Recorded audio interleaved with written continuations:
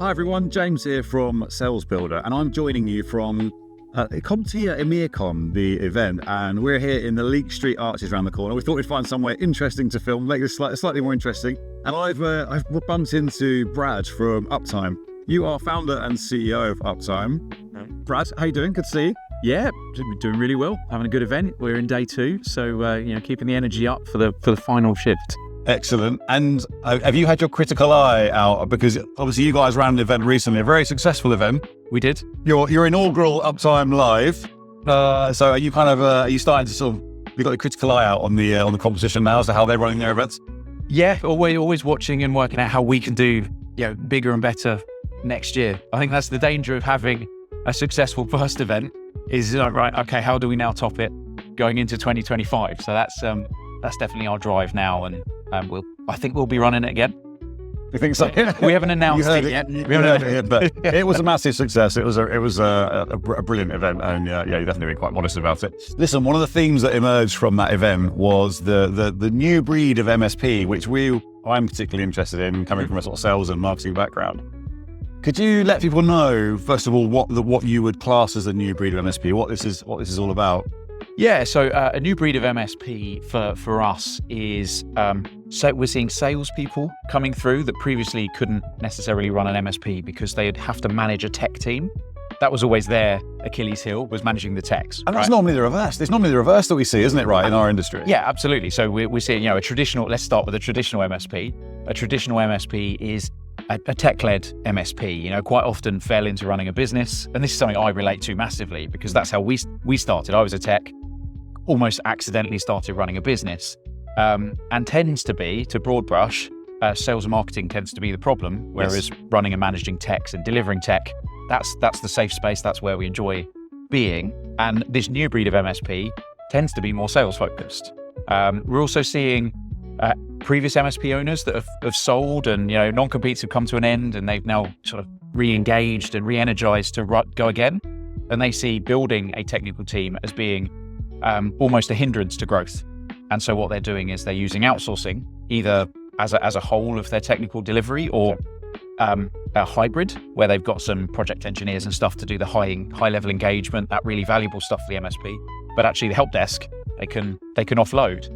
So we're seeing those come to the market, and they are growth machines.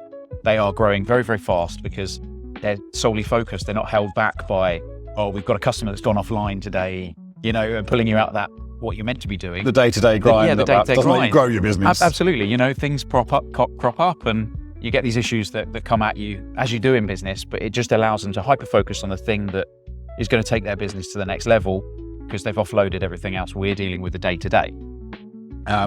Is that the fundamental difference then? What we're talking about here is a lightweight team that are focused on sales, marketing, and some of the more advanced project work, but with help desk removed. Yeah, they engage in outsourcing in its entirety. So other than the small internal team, everything else is outsourced. So from finance, marketing, legal, just everything's gone, probably cybersecurity. They're going to focus on what they do best. Okay. And everything else goes out to a trusted partner in some way that they're very open about. I think that's the other difference, is outsourcing isn't new, right? It's been happening in our market for upwards of a decade. It's been popular and growing, but we're seeing a shift in the way it's positioned.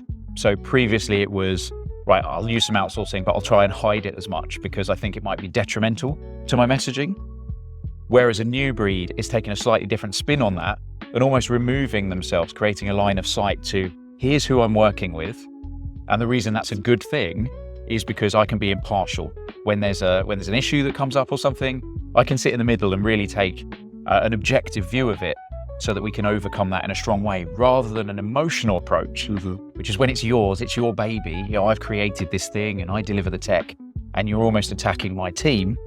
Whether you mean to or not, the emotional walls come up, right? There's this barrier of, you're immediately on edge and trying to defend, rather than hearing your customer and taking that, that objective approach to resolving the problem.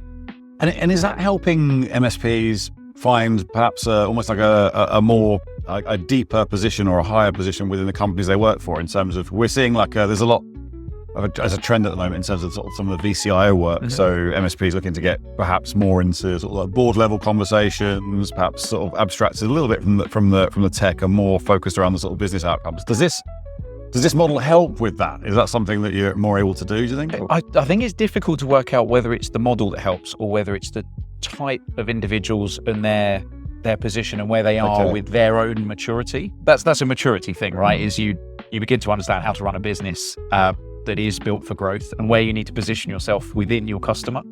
And these people have kind of been there and done that. So it's quite difficult to work out whether actually it's a plus because they've removed themselves from the day-to-day. Even if the customer wanted to engage in, right, I want to talk about that one ticket, that one thing. Actually, they're quite removed from that. So there's not a conversation there. It's like, I can take that away. Yes. And it becomes a noted point rather than actually we've just lost half an hour of the conversation with the customer. Yeah. Your customer's time is precious.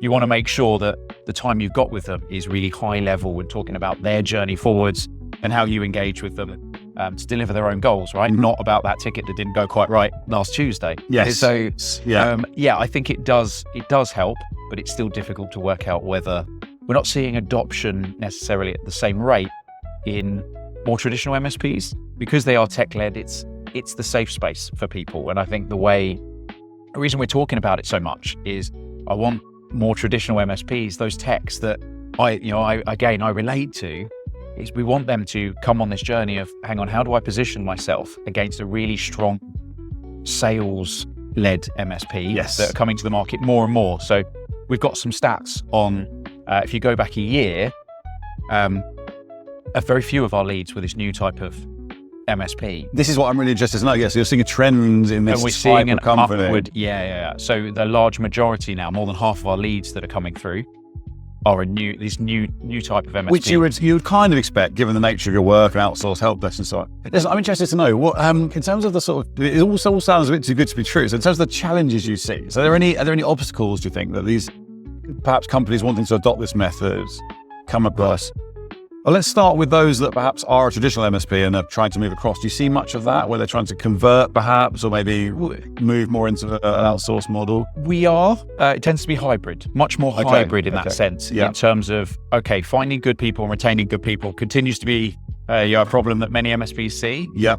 And so it creates a way to growth. We're not talking about, right, let's get rid of the internal team. Yes.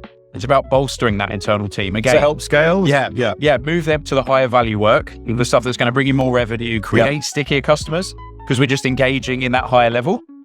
And then the help desk, passing off the help desk, that day-to-day engagement. Yes. But you've got to choose your outsourcer wisely, right? You don't want to lose that small business feel that most MSPs have got. This is one of the main objections, isn't it? I think whenever I've spoken to outsourced services and things, there's always that kind of, it sounds great, I can scale, but it's that, my customer knows me so well and I can't possibly lose that service. Absolutely. But often that's the limiting factor, right? Is my customer knows me so well. So they're on my phone, they're calling you on the mobile saying, hey, I've got this problem, rather than going through more traditional channels to the desk. Yeah, it's not necessarily the most efficient model, is it? It's not what you're meant to be doing. You're meant to be growing a business, not sorting out the printer that's gone wrong. So I think the model helps with that, but that is an objection that we see, and that's about education with the customer,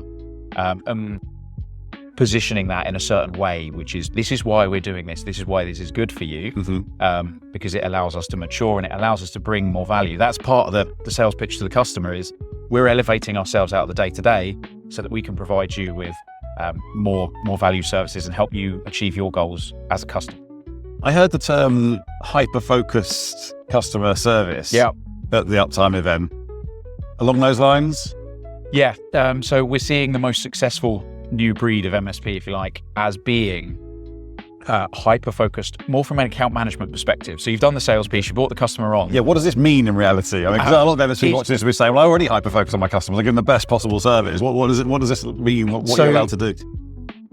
I think it comes from, when you've outsourced everything, there's not the noise. So it just allows you to have that hyper focus on your customer. You've got nothing else to be worried about other than, is my customer happy? Is my customer going in the right direction? Do they have all the tools that they need to achieve their goals? And it creates better conversations, and they're having more regular conversations as well, right?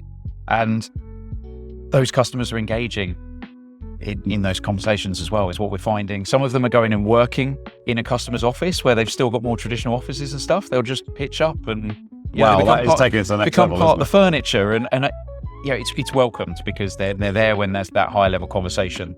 But it gets you in with multiple people so that you've got those multiple touch points. We often talk about in the space and making sure you've got those multiple touch points. Yeah. So that when one of them leaves, you don't, your key person walks out the door, and you've then got to, you're not struggling to rely on one relationship. Let's not struggle to make new relationships. They already exist. So we just lean on the others, and that helps with the hyper-focused. Tell me, how does this affect valuations? And if somebody's looking to exit, having an outsourced team, are there implications for when you come to eventually perhaps sell the business? Or did you see are people more focused on, potentially M&A when it comes to this sort of organisation? Is it built with that in mind often? Or? Yeah, certainly with the people that are going around again. Yeah. It's, had success with this once, let's go around again, let's do it quickly in a shorter time period. And they're seeing this as an opportunity to do that, to sell fast. Seeing this as an opportunity. It's also, you talk about reservations around doing this. There was a misconception, I think, in the market around, if I outsource my team, I reduce the value of my organisation because people are buying both the existing book of business, but also the team that deliver it. And we've now been doing this long enough to see people go and sell and see that that's actually a fallacy. Is people are buying the book of business, but they also need that book of business to be delivered upon. Just because you've sold your MSP doesn't mean that the outsourcer disappears, right? So service continues, things continue, and if you sell to a bigger player that wants to bring that internally, they can still do that as and when the time is right for them, right? There's no point where suddenly they just end up with loads of new business, but not the people to deliver it. Yes. They can plan around that. So no, it hasn't changed valuations. There's definitely no evidence to say that it's grown valuations, but it allows you to grow faster to get to a larger valuation. I think that's what sense. Yeah.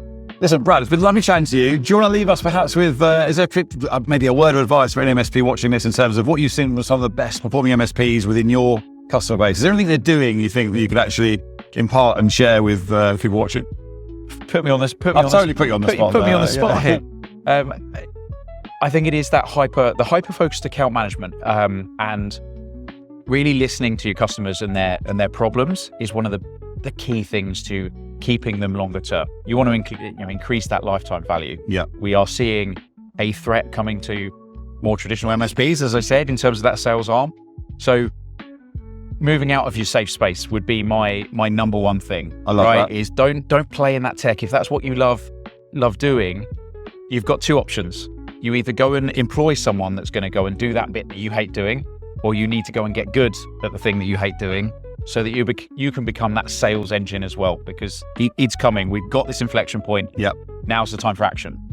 I love that. That is an awesome point to end on. And I think going out of your comfort zone is never a bad thing, is it? It's not. That's where the growth happens. Growth happens in the uncomfortable. Love that. Brad, thanks so much for your time. Really appreciate it. Thank you. Have a good show. Thanks.